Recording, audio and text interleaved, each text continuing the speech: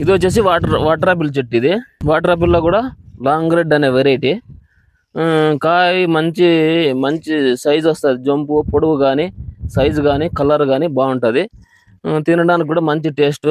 ఇందులోనే కొన్ని ఈ వాటర్ యాపిల్లోనే కొన్ని వగురువి కొద్దిగా కిరోసిన్ స్మెల్ వచ్చేవి అట్లాంటి ఉంటాయి. అవన్నీ పెద్దగా కమర్షియల్కి సెట్ కావు. లాంగ్ రెడ్ అనేది స్వీట్ ఉంటుంది, క్రిస్పీగా ఉంటుంది. కాయ సైజు కలర్ బాగుంటుంది.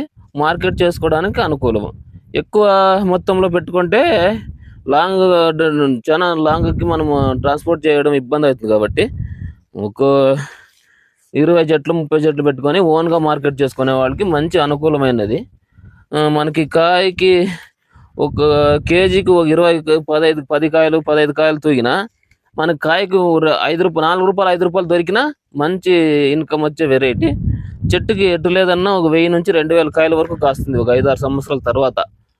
ఆ లెక్కన చెట్టుకు మనం 10,000 కానీ సంపాదించుకోవచ్చు. ఒక 20 చెట్లు ఉంటే చాలు. మనకు కావాల్సినంత మనం ఓన్గా మార్కెట్ చేసుకుంటే మంచి ఇన్కమ్ వచ్చేదానికి ఆస్కారం ఉంటుంది.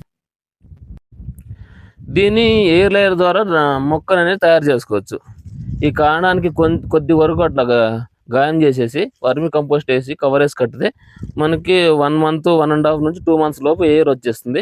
అప్పుడు ఇక్కడ కట్ చేసుకొని మనం నాటుకుంటే సరిపోతుంది. నేను ఒక 20 మొక్కలు పెట్టుకొని ఓన్ మార్కెట్ చేసుకుందాం అనుకుంటున్నాను. దీంట్లోనైతే ఓన్గా పెట్టుకొని ఒక 20 చెట్లు పెట్టుకొని ఓన్గా మార్కెట్ చేసుకుంటే మాత్రం మంచి ఆదాయం అనేది వస్తుంది. ఈ చెట్టు వచ్చేసి 2 years బ్యాక్ ప్లాంటేషన్ చేసుకున్నాము.